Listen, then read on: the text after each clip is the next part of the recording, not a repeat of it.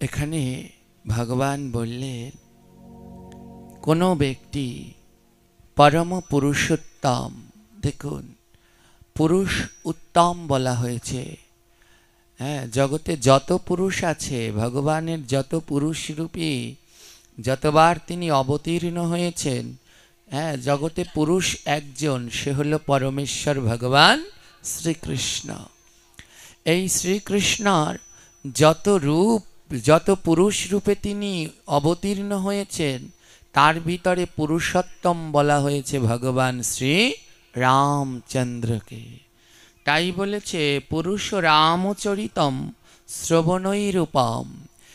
কোনো মানুষ যদি ভগবানের এই পরম পবিত্র মধুময় রামচরিত্র শ্রবণ করে, বলছে কর্মবন্ধন বিমুচ্যতে, এই জগতে তার যত কর্মবন্ধন রয়েছে, হ্যাঁ, সে যত মায়ায় বদ্ধ রয়েছে, যত যুক্ত রয়েছে, বলছে ভগবান শ্রী রামচন্দ্রের এই মহিমা কথা শ্রবণ করলে জন্ম জন্মান্তরের কর্মবন্ধন থেকে মুক্তি লাভ করে ভগবানের দিব্য ধামে অনায়াস গমন করা যায়,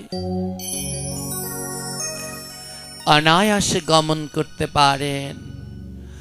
ভগবানের এই পবিত্র বলে প্রভু শ্রীরাম দেখিয়েছেন এ জগতে সম্মান কাকে কিভাবে করতে হয়, মাতা পিতাকে কেমন করে শ্রদ্ধা ভক্তি করতে হয়, কিভাবে রাজধর্ম পালন করতে হয়, কিভাবে ভাইয়ের সাথে ভাইয়ের প্রেম ভক্তি থাকতে হয়, এই সমস্ত শিক্ষা প্রভু শ্রী রামচন্দ্র দিয়েছেন। তাই রাম এবং কৃষ্ণ একজন অনুকরণীয়, আরেকজন অনুসরণীয়। হ্যাঁ, একজনকে অনুকরণ করতে হয়, আরেকজনকে অনুসরণ করতে হয়। রামচন্দ্র যেমনভাবে দেখিয়েছেন, আমাদের সবার উচিত আমাদের জীবনযাপন প্রভু রামচন্দ্রের দেখানো পথ অনুসারে চালনা করা। তিনি যেই শিক্ষা দিয়েছেন সংসারী জীবের জন্যে, সেই শিক্ষা বড় উত্তম। হ্যাঁ, ভগবানের এই দিব্য কথা এমন এমন সুন্দরভাবে আর কেউ শিক্ষা দেয়নি।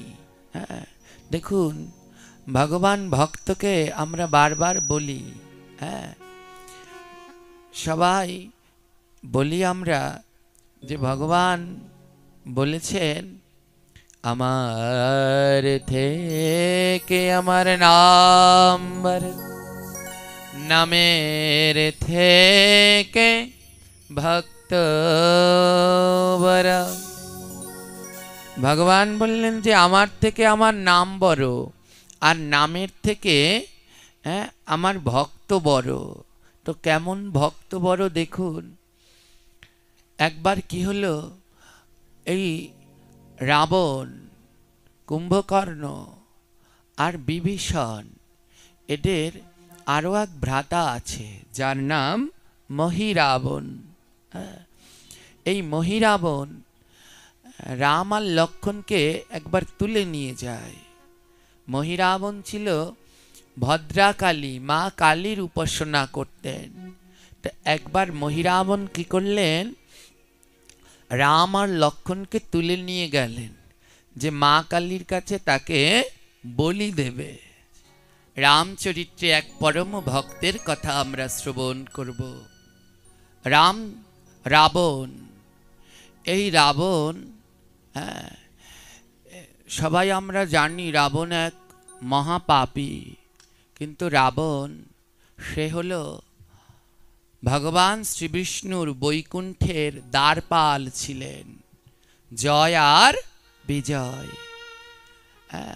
সনত কুমারের অভিশাপে এরা 4 জন্মে অসুর হয়, অসুর স্বভাবের হয়। সত্যযুগে হলেন হিরণ্যকশিপু, হিরণ্যাক্ষ। ত্রেতা যুগে হলেন রাবণ, কুম্ভকর্ণ। দাপর যুগে হলেন শিশুপাল আর দন্তবক্র। আর কলি যুগে হলেন জগাই আর মাধাই। এই রাবণের পিতা তিনি পরম ভক্ত ছিলেন। রাবণের পিতা ঋষি বিশ্বশ্রবা, এবং ঋষি বিশ্বশ্রবা পরম নিষ্ঠা শুদ্ধ ভক্ত। রাবণের মা রাক্ষসী নিকষা। এই রাক্ষসী নিকষা এর দুইটি নাম আমরা পাই, কোনো জায়গায় নিকষা, কোনো জায়গায় কৈকসী। এর পিতা ছিলেন সুমালী। এই সুমালী তার মেয়েকে ঋষি বিশ্বশ্রবার কাছে পাঠায়, যাও তার কাছে গিয়ে সন্তান প্রার্থনা করো। তো এই রাক্ষসী নিকষা ঋষি বিশ্বশ্রবার কাছে অসময়ে সন্তান প্রার্থনা করলেন। আমাদের শাস্ত্র অনুসারে সন্তান নেয়ার সময়, দিন, ক্ষণ সব কিছু শাস্ত্রে দেয়া আছে। রাক্ষসী নিকষা কী করলেন, অসময়ে গিয়ে ঋষি বিশ্বশ্রবার কাছে সন্তান প্রার্থনা করলেন। ঋষি বিশ্বশ্রবা বলে, দেখো এই সময় সন্তান নিলে কিন্তু তোমার সন্তান ভালো হবে না। বলছে, আমি অত কিছু চাই না পতি, আমি এই সময় সন্তান চাই। অসময়ে সন্তান নেয়ার ফলে তার প্রথম দুই পুত্র রাবণ এবং কুম্ভকর্ণ রাক্ষস হলেন, মায়ের মতো রাক্ষস হলেন। আর ছোট ছেলে বিভীষণ। পরবর্তীকালে নিকষা বুঝতে পারলেন যে আমার একটা ভক্ত ছেলেও দরকার। তাই পরবর্তীকালে স্বামীর কাছে যখন আবার পুত্র সন্তানের বর চাইলেন, সময় মতো যখন সেই সন্তান নিলেন, সেই সময়ে শুভক্ষণে সন্তান নেয়ার ফলে নিকষার গর্ভে এক পরম শুদ্ধ ভক্ত জন্মায়, নাম হলো তার বিভীষণ। আমরা মাঝে মাঝে একটা কথা বলি, কি বলি? ঘর শত্রু বলি তো। এইটা যদি বলেন মহা মহা অপরাধ হবে, এটা ঘোরতর অপরাধ। কারণ বিভীষণ হলেন একজন পরম বৈষ্ণব। তিনি এক শুদ্ধ ভক্ত। যদি তাকে এমন, তার পিছনে এমন বিশেষণ লাগাই ঘরের শত্রু, তিনি কোনোদিনই ঘরের শত্রু না। বলে ঘরের ভিতরে শত্রু কারা? যারা ভগবানের নাম করে না তারা। আর ঘরের মিত্র কারা? যারা ঘরের ভিতরে থেকে ভগবানের নাম করছে। তো বিভীষণ তো ছিল প্রভু শ্রীরামের পরম ভক্ত, সে কোনো সময় ঘর শত্রু না। এই কথাটা কেউ কোনো সময় বলবেন না, তাহলে বৈষ্ণব অপরাধ হয়ে যাবে। এই বিভীষণ তিনি কিন্তু এখনো জীবিত আছেন। আমাদের শাস্ত্র অনুসারে 7 জন চিরঞ্জীব আছে যারা দেহ ত্যাগ করেননি। কয়জন? 7 জন। কোনো জায়গায় 7 জন, কোনো জায়গায় 8 জন, কোনো জায়গায় 9 জন, আর কোনো জায়গায় 11 জন চিরঞ্জীবকে দেখা যায়। তো সর্বশেষ আমরা দেখি 7 জন। এই 7 জনের ভিতরে একজন হলো এই রাবণের ভাই বিভীষণ। 7 জন কে কে? অশ্বত্থামা, বলি, ব্যাসদেব, হনুমান, বিভীষণ, কৃপাচার্য, পরশুরাম। এই হলো 7 জন। আর 8 জন হয় মার্কণ্ডীয় ঋষিকে নিলে হয় 8 জন, রাজা জনককে নিলে হয় 9 জন।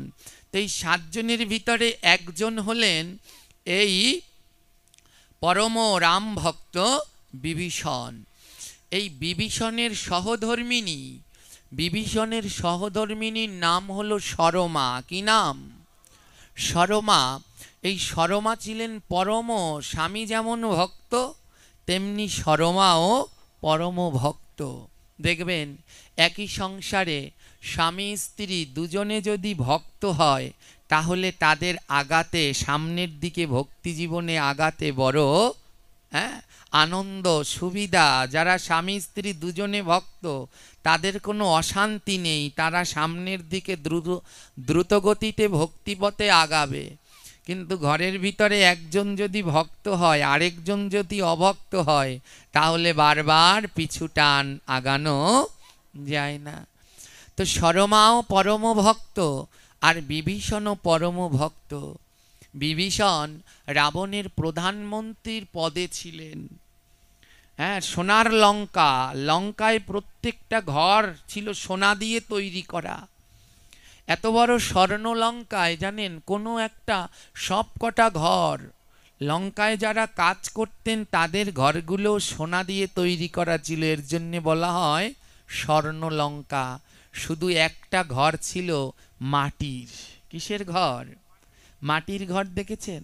মাটি দিয়ে একটা ঘর ছিল, আর তাতে ছাউনি ছিল তাল পাতার ছাউনি। টোটাল সোনার লঙ্কার দিকে তাকালে এক জায়গায় দেখা যায় একটা মাটির ঘর আর তাতে তালপাতার ছাউনি আছে। হনুমান যখন লঙ্কায় গিয়েছিলেন তখন সব সোনার লঙ্কা দেখে সব ঘরগুলো স্বর্ণ দিয়ে তৈরি, কিন্তু একটা ঘর মাটি দিয়ে তৈরি দেখে হনুমান অবাক হয়ে গিয়েছিলেন যে এই ঘরের ভিতরে নিশ্চয়ই কোনো গরিব দুঃখী বাস করে।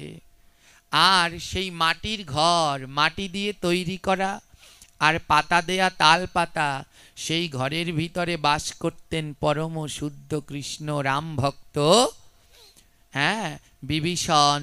তার সহধর্মিনী সরমাকে নিয়ে সেই মাটির ঘরে তালপাতার ছাউনির ভিতরে বিভীষণ বাস করতেন। দেখুন, বিভীষণ প্রধানমন্ত্রীর অধীনে ছিলেন। একজন প্রধানমন্ত্রীর কত ক্ষমতা থাকে, কত টাকা পয়সা থাকে, কত অর্থ থাকে।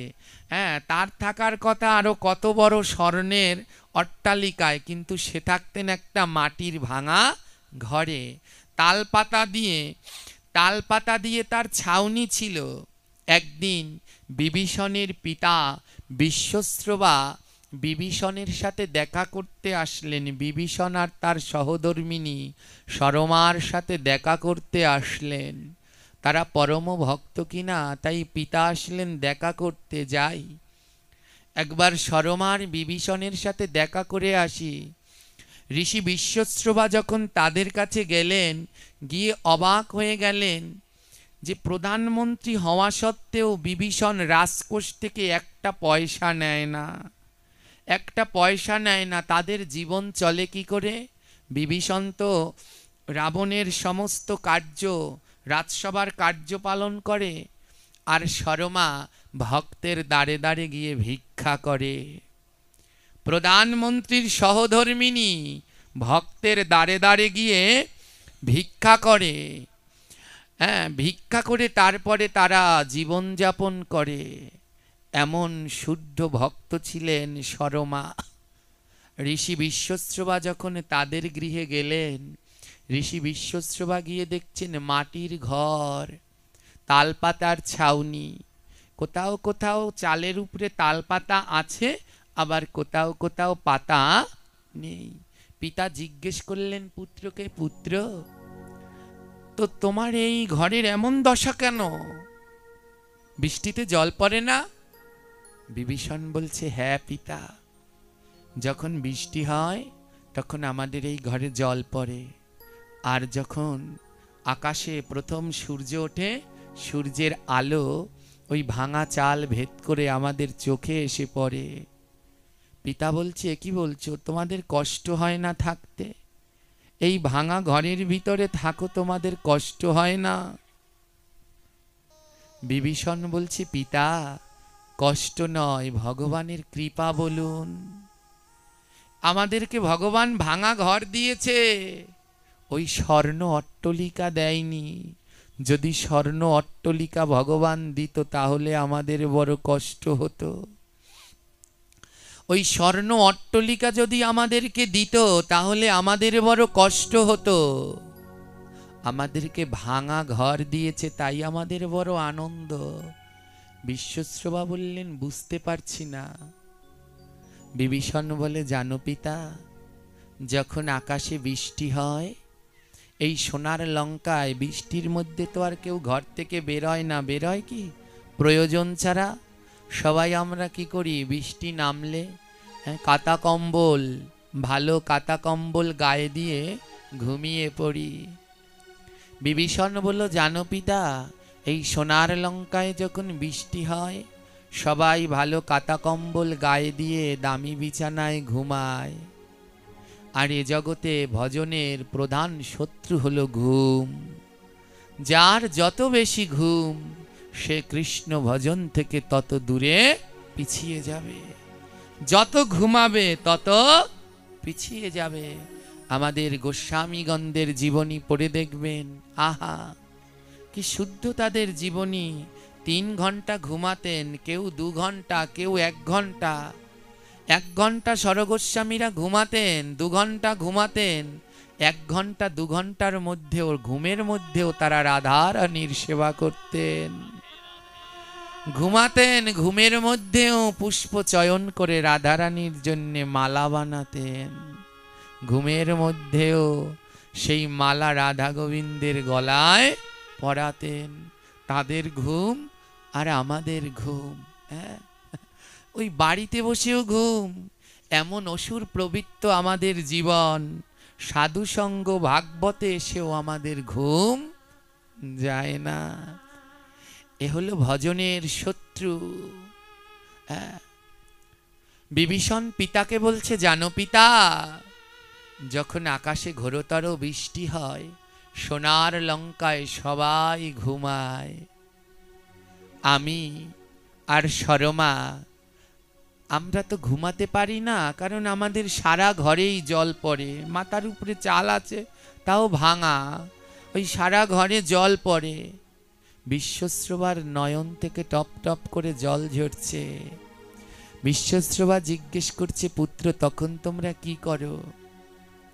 বিভীষণ বলে, ওই যে ঘরের এক কোণায় আমরা দুজনে বসে বসে, যখন সবাই ঘুমায়, আমরা দুজনে বসে বসে বৃষ্টির মধ্যে আমার প্রভু শ্রীরামের নাম জপ করি। ওই ঘরের এক কোণায় বসে বসে আমরা রাম নাম জপ করি। বিভীষণ বলছে, দেখুন পিতা, আমার প্রভু শ্রীরামের কত কৃপা।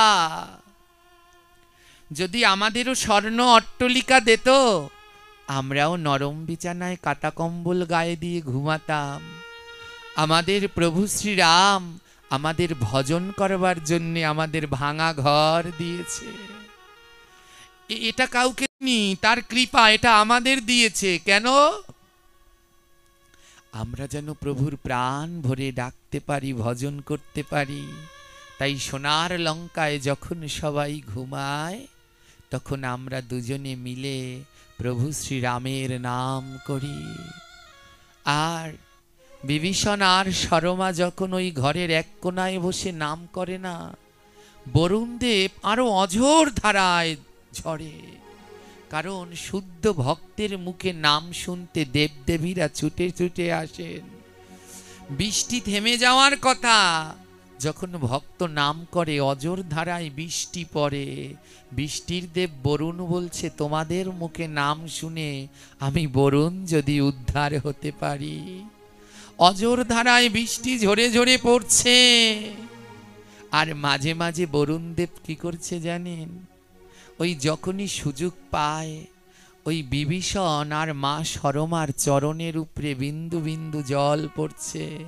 বলে, আমি তো স্বর্গের দেবতা, ওখানে কোনো বৈষ্ণব নেই, ওখানে স্বর্গের সুখ শান্তি আছে। হে বিভীষণ, হে সরমা, তোমাদের মতো ভক্তের আমার বরুণ আমার জল দিয়ে যদি ওই ভক্তের চরণটা একবার ধোয়াতে পারতাম, আমি বরুণ দেব ধন্য হয়ে যেতাম। মাঝে মাঝে বরুণ দেব এসে সরমা আর বিভীষণের চরণটা ধুইয়ে দেয়।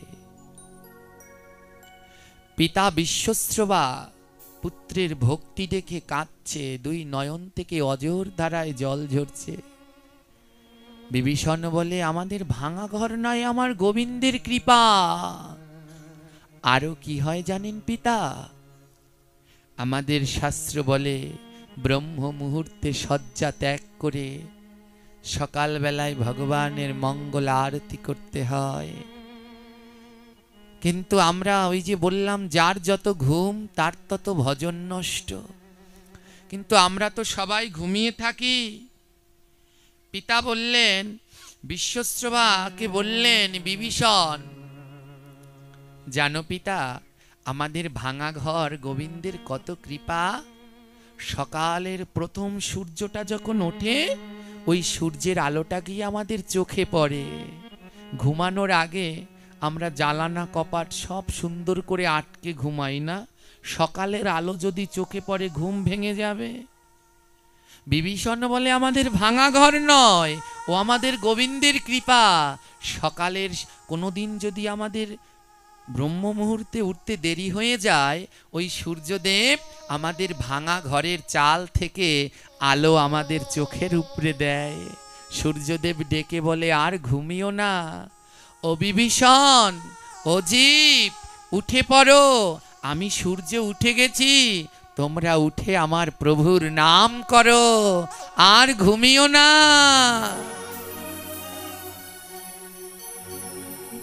বিভীষণ বলছে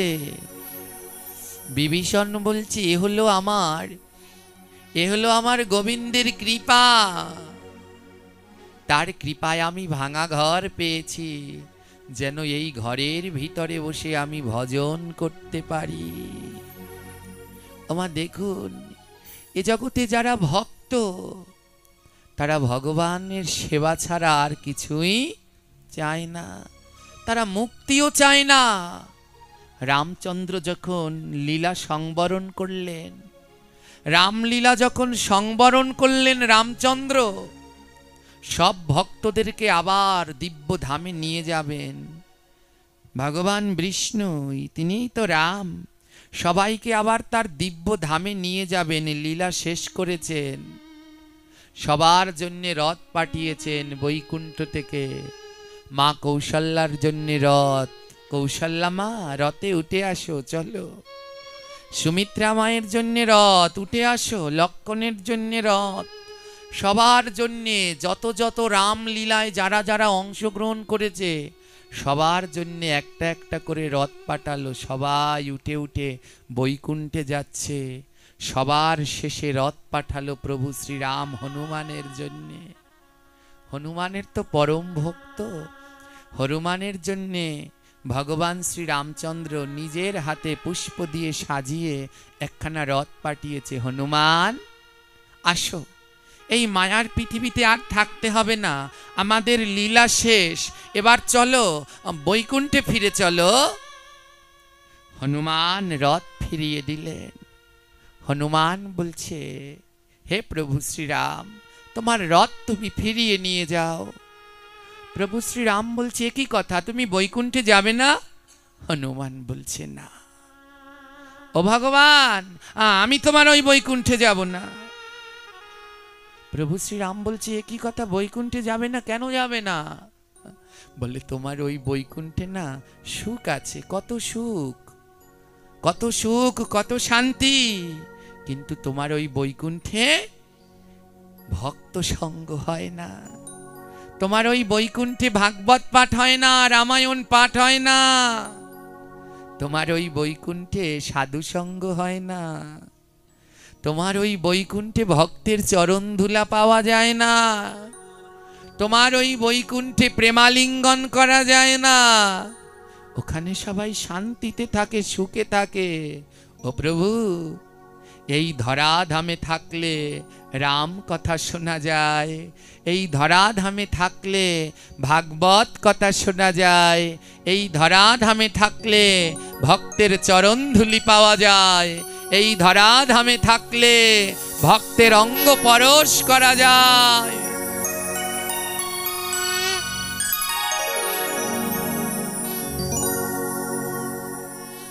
রথখানা ফিরিয়ে দিলেন।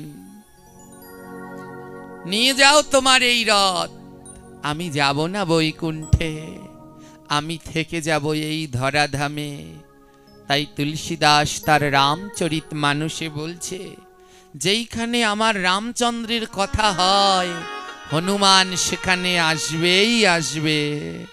ওমা, যেইখানে রামের কথা হয় সেইখানে হনুমান আসে, যেইখানে ভাগবত কথা হয় সেইখানে ধ্রুব প্রহ্লাদ আসে, আর যেইখানে ভগবানের ভক্তের কথা হয় সেইখানে সাক্ষাৎ ভগবান নিজেই চলে আসে।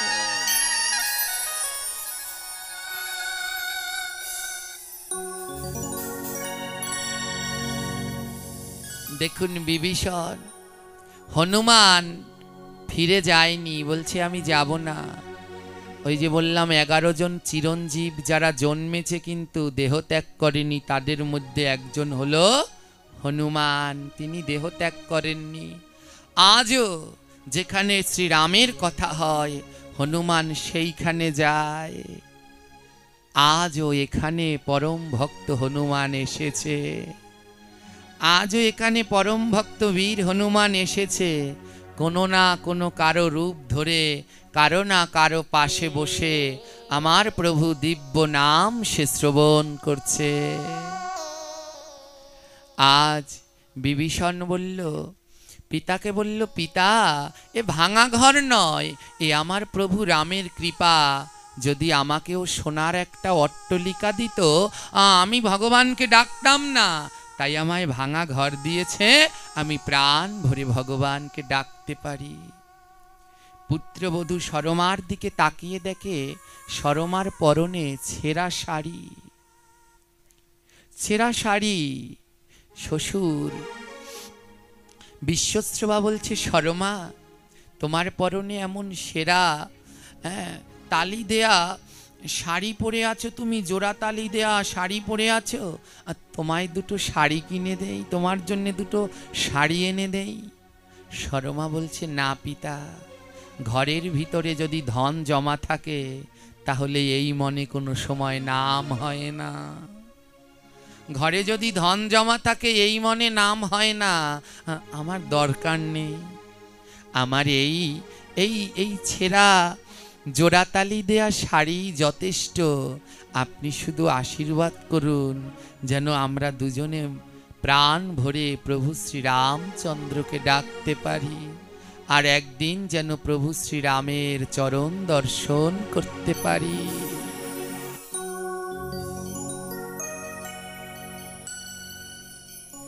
প্রতিদিন মা সরমা, তার নাম কি জানেন? বিভীষণের সহধর্মিনীর নামটা একটু বলুন তো মায়েরা। সরমা। ভগবান আশীর্বাদ করেছিল, কেউ যদি একবার মুখে বলে সরমা, সর, আমাদের দেহে সর রিপু আছে, একবার যদি পরমা ভক্ত সরমার নাম বলে এই দেহের সররিপু তার বশ হয়ে যায়। হ্যাঁ, মায়ের মা যেমন সন্তান তাকালে পরে মায়ের দিকে সন্তান যেমন দুষ্টুমি বন্ধ করে মায়ের কাছে চলে আসে, বলে কেউ যদি সরমার নাম একবার বলে এই দেহের ভিতরের সররিপু বশ হয়ে সন্তান যেমন মায়ের কাছে আসে, রিপুও বশ হয়ে ধরা দেয়। এই সরমা গন্ধর্ব লোকের কন্যা, রাজনন্দিনী হয়েও লোকের দ্বারে দ্বারে ভিক্ষা করে, প্রতিদিন ভিক্ষা করে, রাম নাম করে সবার দ্বারে দ্বারে ভিক্ষা করে, আর ভিক্ষা করে ওই ভগবানের বিগ্রহ, নিজের হাতে বিগ্রহ তৈরি করে ওইখানে ভোগ লাগায়, তারপরে স্বামী স্ত্রী দুজনে প্রসাদ পায়, তাদের বড় কৃষ্ণের আনন্দের সংসার। আনন্দের সংসার দেখতে দেখতে সরমা গর্ভবতী হলেন। সরমা গর্ভবতী হলেন, ভগবানের কাছে প্রার্থনা করলেন, হে প্রভু, আমার গর্ভে যে সন্তান এসেছে তোমার কাছে নিবেদন, আমার এই সন্তান যেন তোমার সেবায় লাগতে পারে, আমি আর কিছু চাই না মাধব, এ সন্তান যেন শুধু তোমার সেবায় লাগতে পারে। এ সন্তানের যখন মৃত্যু হবে, মৃত্যুকালে যেন তোমারও চন্দ্রবদন দর্শন করে ও দেহ ত্যাগ করতে পারে। তুমি আমায় সেই সন্তান দিও যেই সন্তান জগৎ জীবের সেবায় লাগতে পারে। সরমার গর্ভে সন্তান আসলো, আর দিন দিন সেই সন্তান গর্ভে বাড়তে লাগলো। আজ 10 মাস 10 দিন পরে সরমা শুভক্ষণে শুভ নক্ষত্র যোগে এক সন্তান প্রসব করলেন। আজি শুভক্ষণে শুভ দিনে জন্ম হইল, জনম হইল। আজি শুভক্ষণে শুভ দিনে জন্ম হইল। শুভ দিনে শুভক্ষণে জনম হইল। শঙ্খ ধ্বনি জয় ধ্বনি ওই তো শোনা গেল। শঙ্খ ধ্বনি ধ্বনি ওই তো শোনা গেল। আজি উলু ধ্বনি শঙ্খ ধ্বনি ওই তো শোনা গেল। উলু ধ্বনি শঙ্খ ধ্বনি ওই তো শোনা গেল। আজি শুভ দিনে শুভক্ষণে জন্ম হইল। আজি শুভ দিনে শুভক্ষণে জন্ম হইল। আজি শঙ্খ ধ্বনি ঘণ্টা ধ্বনি ওই তো শোনা গেল। ওই শঙ্খ ধ্বনি ঘণ্টা ধ্বনি ওই তো শোনা গেল। আজি শঙ্খ ধ্বনি জয় ধ্বনি ওই তো শোনা গেল। আজি শঙ্খ ধ্বনি ঘণ্টা ধ্বনি ওই তো শোনা গেল। বলে ওই তো শোনা গেল গো। ওই তো শোনা গেল গো। জয় ধ্বনি শঙ্খ ধ্বনি ওই তো শোনা গেল গো। ওই শঙ্খ ধ্বনি ঘণ্টা ধ্বনি ওই তো শোনা গেল গো। জয় ধ্বনি উলুধ্বনি ওই তো শোনা গেল গো। ওই জয়ের ধ্বনি উলুধ্বনি ওই তো শোনা গেল গো। আজি জনম নিল গো। জনম লোভিল গো। আজি জনম নিল গো। জনম দিল গো। পরম ভক্ত আমার জনম নিল গো। ওই পরম ভক্ত আমার জনম নিল গো। আজ লঙ্কার আকাশ বাতাসে আপনি আপনি শঙ্খ বাজে, আপনি আপনি ঘণ্টা বাজে, উলুধ্বনি হয়। আর এই দৃশ্য দর্শন করলেন লঙ্কার সমস্ত বাসী। রাবণ সেও দেখলো আজ লঙ্কায় আপনি আপনি শঙ্খধ্বনি ঘণ্টাধ্বনি উলুধ্বনি হচ্ছে। রাবণ ছিল মহাজ্ঞানী। হ্যাঁ, এই যে আমরা শিবতাণ্ডব পাঠ করি রাবণেরই রচিত। হ্যাঁ, রাবণ যদি চণ্ডীপাঠ না করত রামচন্দ্রের দুর্গা পুজোয়, তাহলে রাম দুর্গা পুজো হতো না। যেই না শঙ্খধ্বনি ঘণ্টাধ্বনি হচ্ছে, রাবণ বুঝতে পেরেছে এ তো কোনো সাধারণ শঙ্খ ঘণ্টা ধ্বনি নয়। কোনো জায়গায় যদি কোনো পরম শুদ্ধ ভক্ত জন্ম নেয়, তাহলেই আপনি আপনি এমন শঙ্খ ঘণ্টা বাজে। তাই রাবণ কি করেছে? আজি প্রেমানন্দে রাবণ আমার নাচিতে লাগিল। আজি প্রেমানন্দে রাবণ আমার নাচিতে লাগিল। আজি প্রেমানন্দে রাবণ আমার নাচিতে লাগিল। আজি প্রেমানন্দে রাবণ আমার নাচিতে লাগিল। এতদিনে সোনার লঙ্কায় ভক্ত জন্মালো।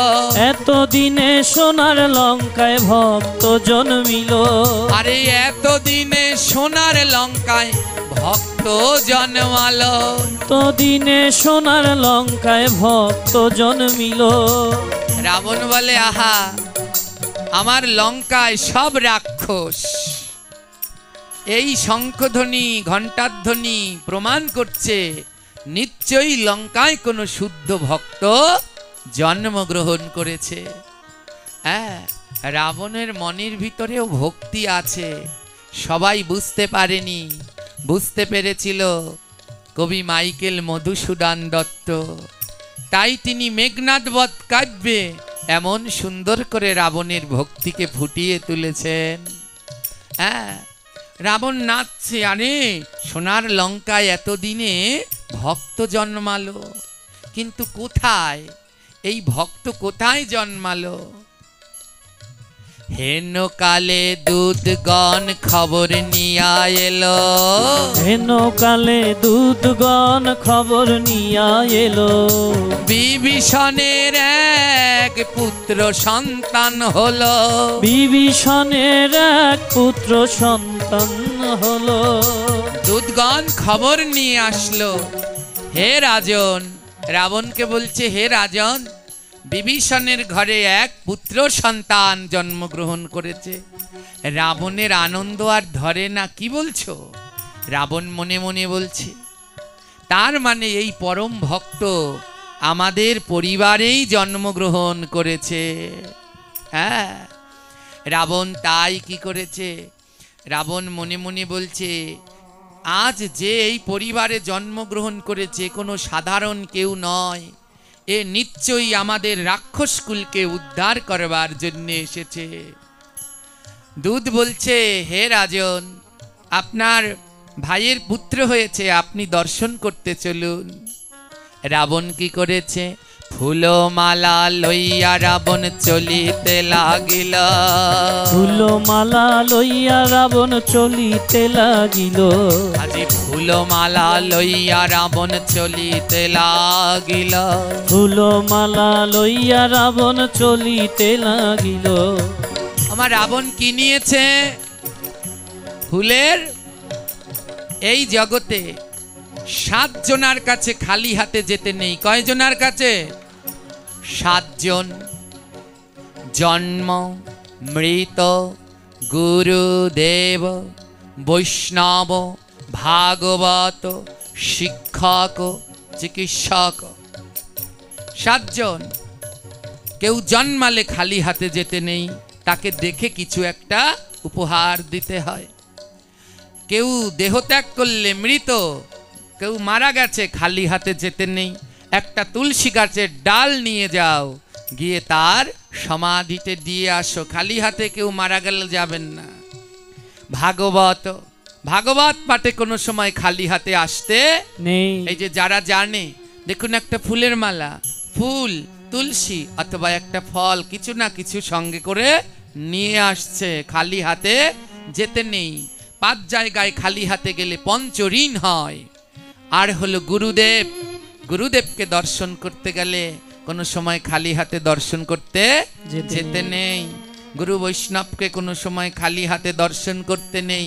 গুরু বৈষ্ণব গৃহে আসলে কিছু না কিছু প্রণাম করে তার হাতে দিতে হয়।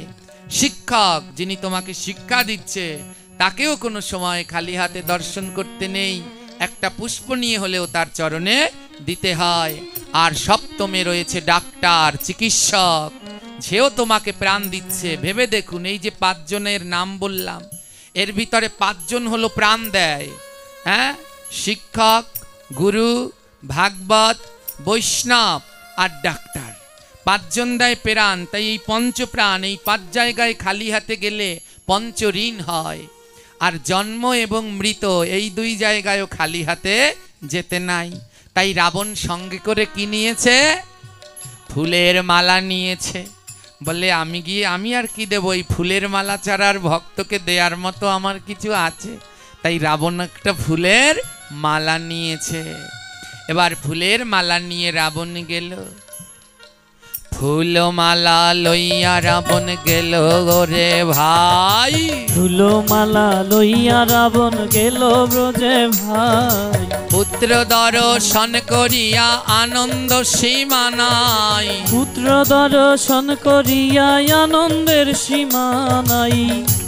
রাবণ তো ভক্ত, এক ভক্তই আর এক ভক্তকে চিনতে পারে। হ্যাঁ, আমরা চিনতে পারবো না। যারা প্রকৃত ভক্ত, একজন আরেকজনকে দেখলেই চিনতে পারবে এ ভক্ত, ভক্ত কি না। হ্যাঁ, যতই তিলক পরি, মালা পরি, যা করি, ভক্ত ভক্তকে দেখলে ঠিক চিনে নেবে।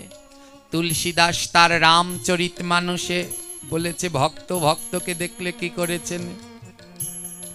রামচরিতমানসের ভিতরে বলছে, 2 সে 2 মেলে 64 খেলে। 2 সে 2 মেলে 64 খেলে।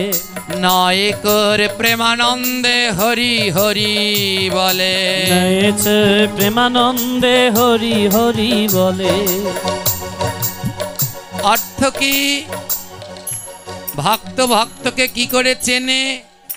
2 সে 2 মেলে, অর্থাৎ এই ভক্তের 2 চোখ, ওই ভক্তের 2 চোখ, 2 সে 2 মেলে। একজন যখন আরেকজনের দিকে তাকায়, এক ভক্ত আরেক ভক্তের দিকে তাকিয়ে মুখ বন্ধ করে রাখে? জোরে বলবেন, রাখে কি? কি করে? মুখ খুলে কি বলে? রাধে রাধে। জোরে বলেন, রাধে রাধে। আজ রাধে রাধেও বলবো না, কৃষ্ণ কৃষ্ণও বলবো না, বলো জয় শ্রীরাম। জয় শ্রীরাম। এক ভক্ত আরেক ভক্তকে দেখে কোনো সময় মুখ বন্ধ করে, যেমন আমি বললাম জয় শ্রীরাম, আপনারা আবার আমাকে কি বললেন? আবার আরেকবার বলি জয় শ্রীরাম। হ্যাঁ, আমার কয়টা দাঁত, আপনাদের কয়টা দাঁত? দুই।